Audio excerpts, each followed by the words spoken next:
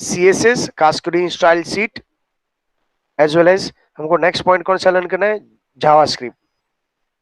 Okay, JavaScript को हम JS भी बोला जा सकता है और कास्केडिंग स्टाइल को CSS भी बोला जाता है। ओके, हमने लास्ट लेक्चर के अंदर प्रैक्टिकल किया था HTML का, जिसका HTML का यूज करके हमने फॉर्म बनाया था।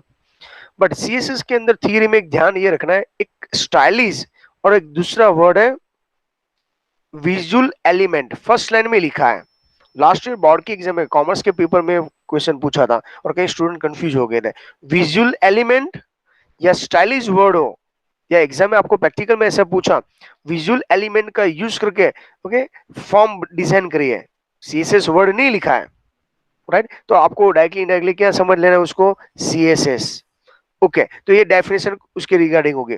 अभी आपको वाइवा के अंदर पूछेगा, मैं आपको ये थ्योरी क्यों समझा रहा हूँ, जैसे आपको 50-50 देना होगा तो इसके अंदर ये सब क्लैरिफाई करेंगे भाई CSS का मेन बेनिफिट क्या है। एक, अवॉइड द डुप्लीकेट कोडिंग। आप बोलोगे सर कैसे, ओके उसका रीजन हम समझेंगे, डुप्लीकेट कोडिंग का क्यों इसका मीनिंग है। Second, use the same content with different style with different purpose, जैसे हेडिंग सब डिफरेंट हो सकते हैं। और थर्ड वन क्या है, easy to maintain of the code, जैसे अभी तक हमने कंपोजर का यूज करके कभी CSS का कोड टाइप नहीं किया, वो कौन टाइप करता है, कंपोजर खुद टाइप कर देता है। बट हमको हमको अभी ये दोनों सेशन क्लैरिफाई करना है। ओके, मैं आपको एग्जांपल दूं, CSS का कोडिंग कौन से सेशन में लिखते हैं, हेड या बॉडी? वो जावास्क्रिप्ट में आता है, जावास्क्रिप्ट के अंदर दोनों में head and body style tag के अंदर लिखते हैं, पर वो कौन से सेशन के अंदर आते हैं, हेड सेशन के अंदर। ये सब पॉइंट क्लियर है। जैसे आपको पूछे फॉर्म कौन से सेशन के अंदर लिखा जाता है, बॉडी सेशन। बॉडी। ओके, हाँ, HTML के दो सेशन है, एक हेड सेशन और बॉडी।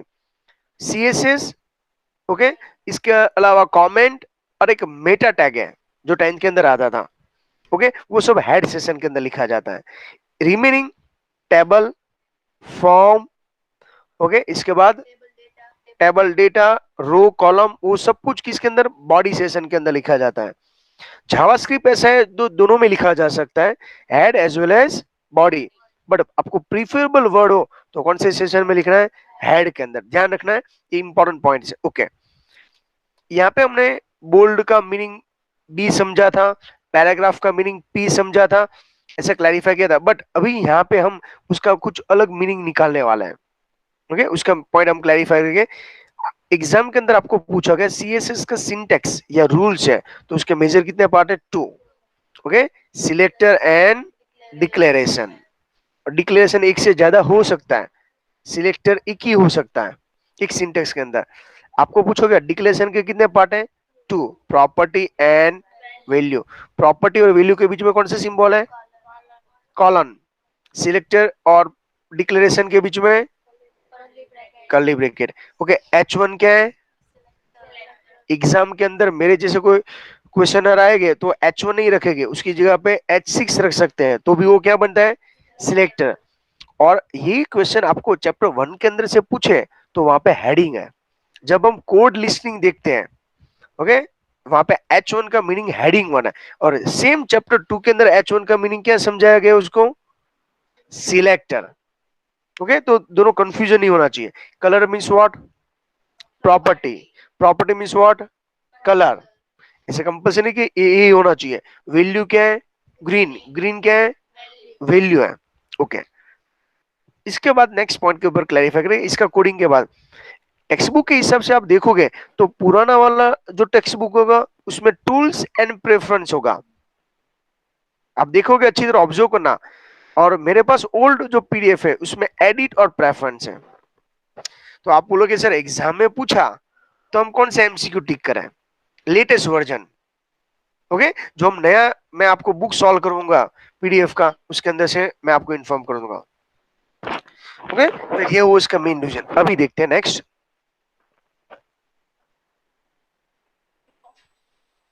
अभी नेक्स्ट देखिए, जनरल के अंदर कितने कितने ऑप्शंस हैं। इसमें सबसे फर्स्ट आपको ये अप्लाई करना है, देखो ये टिक करना होता है। एक्चुअली हम ये सब टिक नहीं करते, जो ओल्ड वर्जन कंपोजर का था उसके अंदर हमको टिक करना है, तो इसके ऊपर थोड़ा क्लैरिफाई करना है। नेक्स्ट देखते हैं,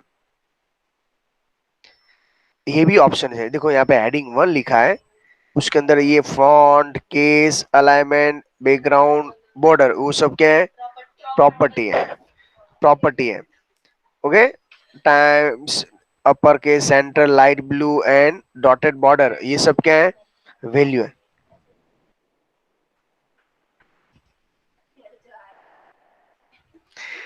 सीएसएस ओपन करने की टोटल मेथड कितनी है? 3। ठीक, टूल्स में जाके सीएसएस, शॉर्टकट की क्या है? F11, और टूल्स में जाके कंपोजिंग टूल बार में लोगो। ओके, सीएसएस ओपन करने की टोटल मेथड कितनी है? 3 है। ओके, ये सब स्मॉल पॉइंट्स आपको याद रखने हैं। रिमेनिंग जो है वो हम प्रैक्टिकल के अंदर क्लैरिफाई करेंगे। देखिए, यह उसका यूज है। तो आप सबसे पहले ओपन करते हो तो यहाँ पे इंपॉर्टेंट ये रहेगा, न्यू स्टाइल रूल। उसके अंदर यहाँ पे फर्स्ट ऑप्शन आपको टिक करना है, ये दूसरा नेक्स्ट वाला एक भी नहीं, राइट है। उसका रीजन कि अभी हमारे सिलेबस में हेडिंग यूज करा है। आपको हैशटैग लगाना हो तो भी लगा सकते हो। जैसे बीएससीआईटी में या बीसीए के अंदर जाते हो तो वहां पे हेडर सिलेक्टर नहीं होता है, कुछ अलग कोड होता है, क्योंकि वहां पे तीनों तीन कोडिंग मिक्स कर रहे हैं। आप तो सिंपल फॉर्म बना रहे हो, जब वेबसाइट बना रहे हैं उसके अंदर हेडिंग 1, हेडिंग 2, क्योंकि वो खुद कंफ्यूज हो जाते हैं, वो हेडिंग के लिए रखा था या सिलेक्टर के लिए रखा था। इसके लिए तो बॉटम से लिखा है माई क्लास करके बनाया हुआ है। ओके, ये चैप्टर 2 के अंदर भी माई क्लास आता है, क्लास 6 और 7 के अंदर भी आता है। इसके बाद हैशटैग हेडर आता है, हेडर एक्चुअली सी लैंग्वेज में आता है। ओके, div हेडर फाइल का, और तो यहाँ पे हम ऐसा भी कुछ H1 की जगह पे लगा सकते हैं, नेम ऐड कर सकते हैं, पर आपको यहाँ पे रेडियो बटन में वो चेक करना पड़ेगा। पर हमारे सिलेबस में ऐसा कुछ नहीं है, H1 सिलेक्ट करना है और सी से क्रिएट स्टाइल रूल बटन के ऊपर क्लिक कर देना है। ओके, ये कंप्लीट करने के बाद आपको टोटल टैब कितनी डिस्प्ले हो जाती है? 7 है। मोस्ट टाइप क्वेश्चन जनरल के अंदर हम कुछ भी टाइप नहीं करते हैं, वो कौन टाइप करते हैं ऑटोमेटिकली? कंपोजर। जो भी सिलेक्टर है, प्रॉपर्टी, हेडर है, रिमेनिंग टेक्स्ट के अंदर क्या क्या ऑप्शन होता है वो हम प्रैक्टिकल वेज हम स्टडी करना स्टार्ट करते हैं। सिंपल है, सीएसएस के अंदर इतना, प्रैक्टिकल के अंदर इतना डेंजरस नहीं है, पर उसके एमसीक्यू है ना। ये चैप्टर का बोर्ड के अंदर थ्योरी के अंदर 10 मार्क का वेटेज था, और अभी उसका 12 या 14 समथिंग वेटेज है। ओके, तो हो सकता है 6 मार्क्स का सीएसएस हो और रिमेनिंग मार्क्स का जावास्क्रिप्ट हो, तो एक भी एमसीक्यू छोड़ना नहीं चाहिए इतनी इजी में। देखो सिलेक्टर यहाँ पे H1 है, यहाँ पे टेक्स्ट के अंदर फॉन्ट फैमिली आता है, font size, line height, colour, font width, font style, case, alignment and text decoration. But आपको ऐसे भी पूछा गया एग्जाम के इनसाइड, टेक्स्ट डेकोरेशन के अंदर कितने ऑप्शन है? Total 5, which overlining, line through, underline, blinking and none. Okay, और उसका प्रीव्यू अभी यहाँ पे मैंने कहीं से पॉइंट आपको अभी तक समझा ही नहीं है, पर फिर भी बैकग्राउंड आपको एग्जाम में पूछे, सीएसएस का यूज करके बैकग्राउंड में कितने ऑप्शन है? एक्चुअली 2, मेन 3 ऐसे ऑप्शन है, ओपेसिटी, कलर एंड इमेजेस। अभी तक हमने only for colour he select किया है, इमेजेस अभी हमारे सिलेबस में नहीं है। एग्जाम में अच्छे मार्क्स के लिए आपको यहाँ पे चूज फाइल का यूज करना पड़े, हाँ चलता है, पर अभी आपको नहीं करना है नॉर्मली जैसे। पर ओपेसिटी के अंदर वैल्यू कितनी होती है? 2, बाय डिफॉल्ट 1 है, 0 और 1, ये ट्रांसपेरेंसी इंडिकेट करता है, राइट।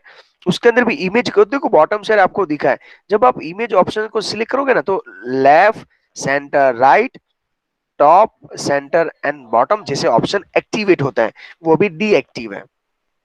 तो इमेजेस आपको कहाँ पे रखनी है, उसका ये मीनिंग रहेगा कि ये सब ऑप्शन मैंने इसके लिए नहीं करवा कि अभी आपके लिए इंपॉर्टेंट नहीं है, ये अभी भी ये फाइनल जब रिवीजन होगा इसके अंदर। जैसे कलर सिलेक्ट करोगे तो आपको टोटल कितने कलर होते हैं? RGB 3। अभी आपको एक अगेन एक एमसीक्यू कंफर्म करो, जब कलर कोड बनते हैं उसके आगे क्या होता है? हैशटैग। टोटल कितने डिजिट होते हैं? 6। ओके, ये आपको थोड़ा सा ध्यान रखना है। नेक्स्ट में इमेजेस के बाद चले जाते हैं डायरेक्टली बॉर्डर्स के अंदर। बॉर्डर में बाय डिफॉल्ट कितनी होता है ऑप्शंस। कॉलम कितनी है? Style, with and colour. और साइड कितना है? Top, right, bottom, left. Okay. Style के अंदर भी लॉट्स ऑफ ऑप्शंस अवेलेबल है, उसके बारे में आप जब भी प्रैक्टिकल कर रहे हो तो प्रॉपर वे में ऑब्जर्व करना इंपॉर्टेंट है।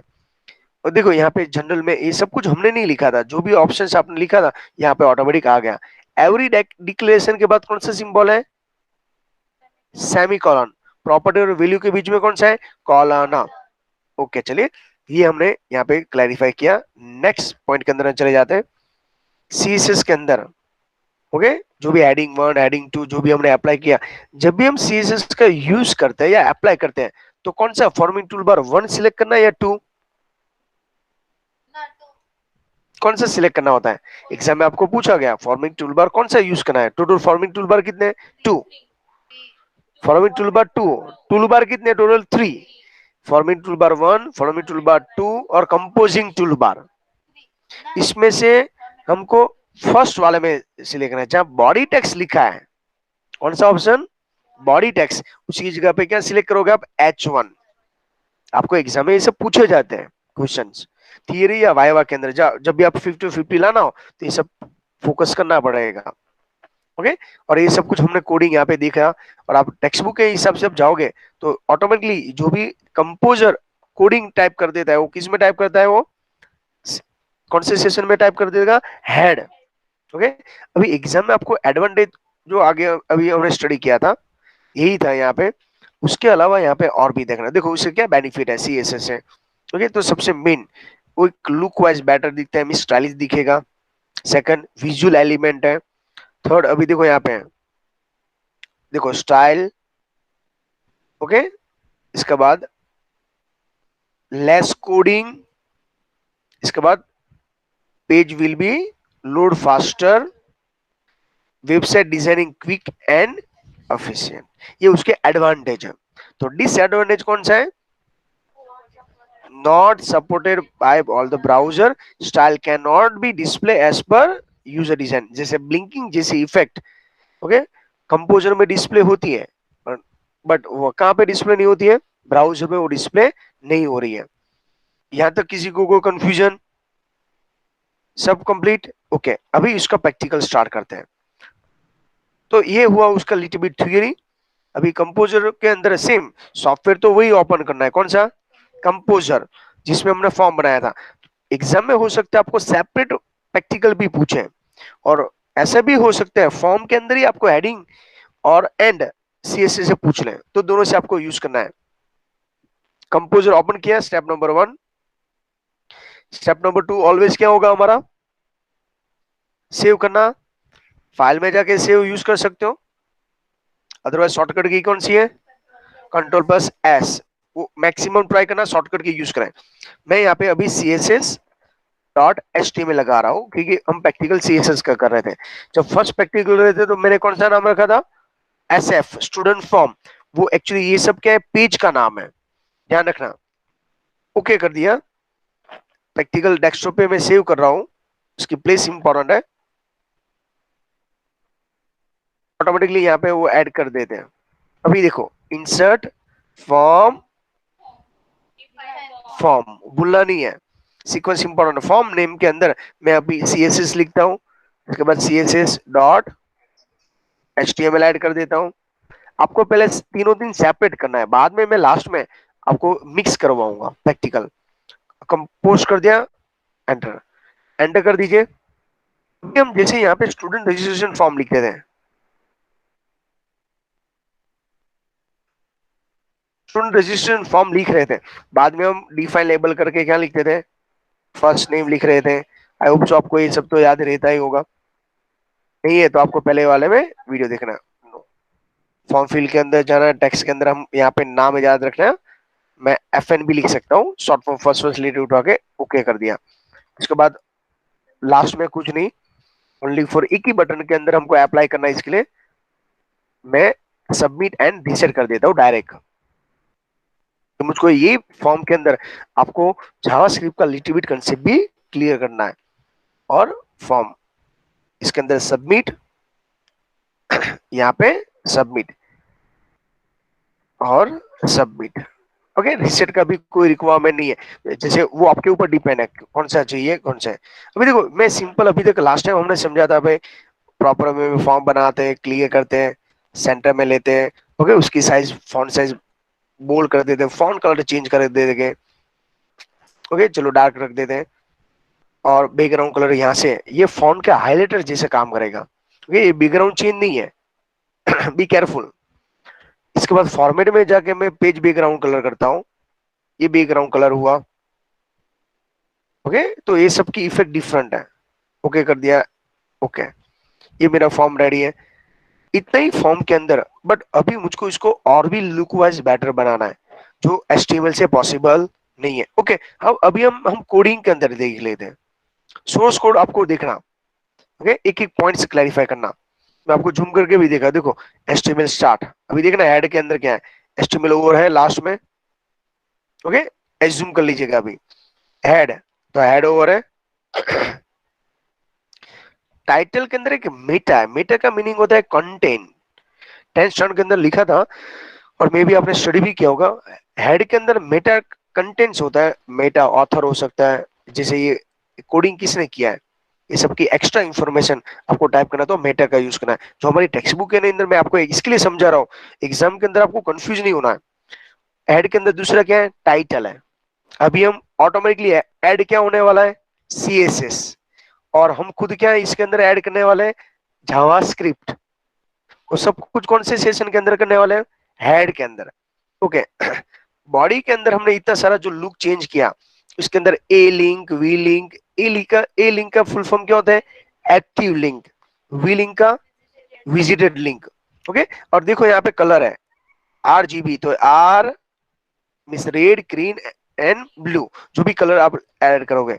यहाँ पे फॉर्म स्टार्ट होता है, देखो फॉर्म के मेथड, पोस्ट, एक्शन, सीएसएस, और नेम क्या है, सीएसएस, फॉर्म को और लास्ट में करना पड़ेगा। इसके बाद हमने यहाँ पे ये जो भी स्टाइल है, फॉर्म बनाया, बीआर को देखो, यहाँ पे बीआर को और नहीं किया, बीआर टू मेथड से लिखा जाता है, आप बीआर डायरेक्टली लिख दो, अदरवाइज बैक से ऐसे फॉरवर्ड करोगे तो भी चलता है, पर ये उसका एंड नहीं है, बी केयरफुल, एंड होता है स्लैश आगे करते हैं तब, ओके। तो ये इनपुट के अंदर भी ऐसा है, इनपुट भी सिंगल टैग है, उसको ओवर करना कंपलसरी नहीं है, टेक्स्ट बुक के हिसाब से दोनों है, इनपुट स्टार्ट करो और इनपुट ओवर करो, ओके। तो ये सब कुछ आपको कोडिंग क्लियर होना चाहिए। तो अभी हम जो सीएसएस अप्लाई करेंगे उसके कोडिंग के अंदर ऑब्जर्व करना है, तो मैं आपको प्रैक्टिकल भी करवा रहा हूँ एज वेल एज थ्योरी का बेस भी फंडामेंटल क्लियर होना चाहिए, कि आफ्टर 3 मंथ के बाद आपकी प्रैक्टिकल एग्जाम होगी, 4 मंथ के बाद आपकी थ्योरी एग्जाम होगी, तो इतना प्रॉपर वे में स्टडी करना जैसे एग्जाम के अंदर कोई क्वेरी लेस हो।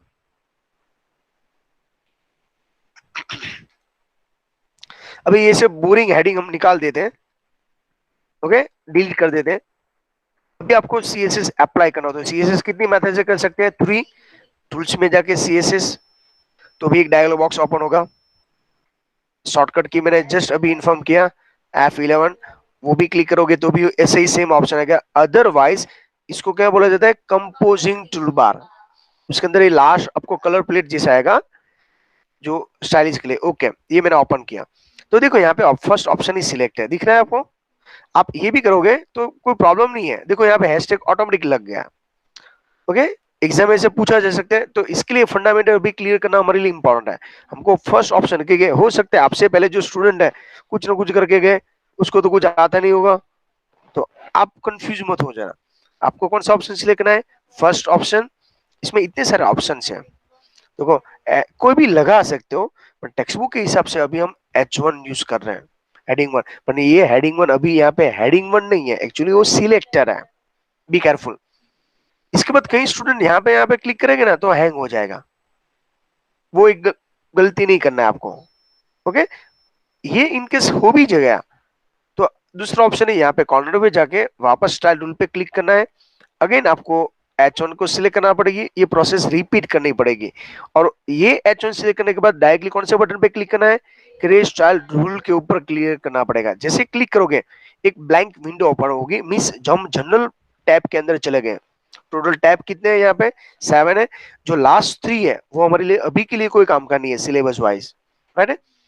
तो देखो यहाँ पे एक भी कोड मैं टाइप नहीं करने वाला, मैं टेक्स्ट के अंदर गया, तो अभी से आपको पहले से डिसाइड करना है, अभी आप फर्स्ट टाइम प्रैक्टिस करोगे, सेकंड टाइम करोगे, तो आपको कौन से फॉन्ट चाहिए। ओके, ये 11th के अंदर हमने सेरिफ सन सेरिफ आपको स्टडी किया था ना। देखो, हाँ, फर्स्ट एरियल कौन सा है, सन सेरिफ है। टाइम्स वो सेरिफ है। और मोनोस्पेस, मोनोस्पेस नाम का भी कंसेप्ट आता है इसके अंदर, एक्चुअली वो हमारे सिलेबस में अभी के लिए कट हो चुका है, इसके लिए कोई प्रॉब्लम नहीं है। ओके, मैं अभी रखता हूँ टाइम्स सेरिफ फॉन्ट रखता हूँ। हेडिंग बनाना हो तो सन सेरिफ भी यूज कर सकते हो, मोस्टली उसके लिए बेस्ट है। फॉन्ट के अंदर आपको एक बेस्ट ऑप्शन दे, एक्स लार्ज कर देना। ओके, लाइन विथ है ना, ये लाइन हाइट के अंदर एक ध्यान रखना है। बीच वाला ये सब करोगे ना तो सेंटर में लाइन आएगी, जैसे वर्ड कैंसिल हो चुका है। तो मेरा खुद का ऐसा पर्सनल सजेशन इसमें नॉर्मल रखिएगा। तो ये इसमें आपका थोड़ा एडिटिंग मत करना, आप खुद एक बार प्रैक्टिकल करके देख लेना भाई क्या चेंजेस होता है, तो और भी आपको समझ में आ जाएगा। और इतने परफेक्ट प्रैक्टिस करना है, आपको ऐसे ही लगना चाहिए कि मैं बोर्ड की एग्जाम दे रहा हूँ। कलर भी पहले से सिलेक्ट कर लीजिए। मैं तो नॉर्मली जो भी यहाँ पे अच्छे से कलर आ जाता है मैं सिलेक्ट करके रेडी कर देता हूँ, ऐसा नहीं है, जिसे लुक वाइज बेटर लिखे। ओके, बोल्ड कर सकते हो, फॉन्ट स्टाइल नॉर्मल हो सकता है। केस, केस के अंदर कितने, upper case, lower case, capitalize. Mostly heading है ना, वो अपर केस में रखते हैं, इस सुटेबल है जिसे नॉर्मल से अलग दिखेगा। अलाइनमेंट हेडिंग किस में होता है मोस्टली, सेंटर में, तो सेंटर करते हैं, ओ लाइनिंग कर देते हैं। अंडरलाइन, ब्लिंकिंग, वो आपके ऊपर, चॉइस के ऊपर है। लाइन थ्रो मत करना, वर्ड कैंसिल हो जाएगा। ओके, कई स्टूडेंट ऐसे भी एक्स्ट्रा ऑर्डिनरी भी काम करते क्या आता है, हेडिंग है, हेडिंग तो प्रॉपर हमें दिखना चाहिए। बैकग्राउंड के अंदर चले जाते हैं, उसके अंदर भी सुटेबल जो कलर आपको अच्छा लग रहा है वो आप कलर सिलेक्ट कर लीजिएगा। ओके, बॉर्डर बाय डिफॉल्ट आपको क्या करना है, ये ऑल बॉर्डर सेम रखना है, क्योंकि कलर सिलेक्शन के अंदर कोई प्रॉब्लम ना हो। ऐसे जैसे एग्जांपल में डॉटेड कर दिया, एक बार आप सब प्रोसीजर ये देख लेना, आपको जो भी अच्छा लग रहा है।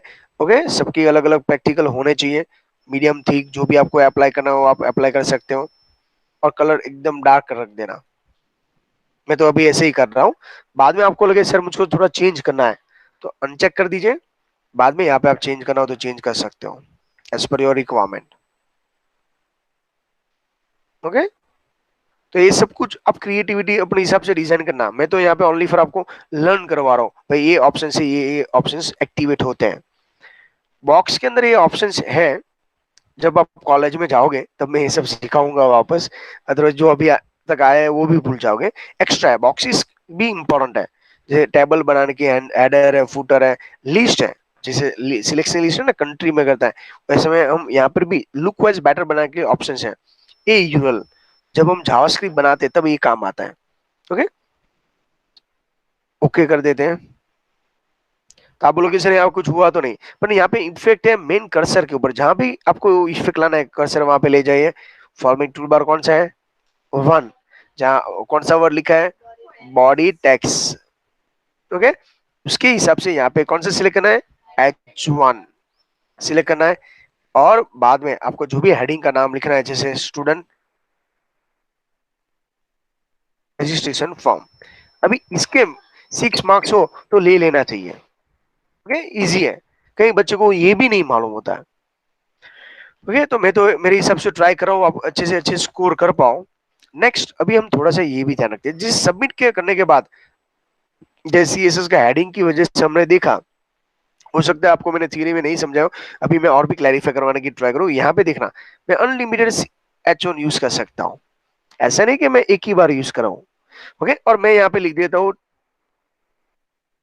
Thank you for registration XYZ, thank you for visit our website, मैंने ऐसे मैसेज लिखा।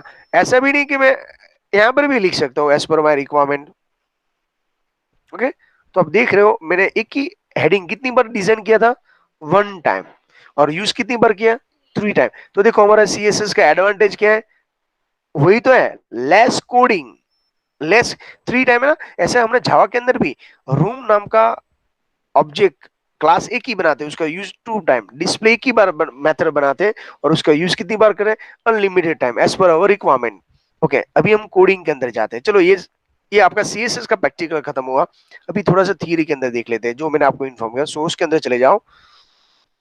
अभी यहाँ पे ऑब्जर्वेशन करने का काम है,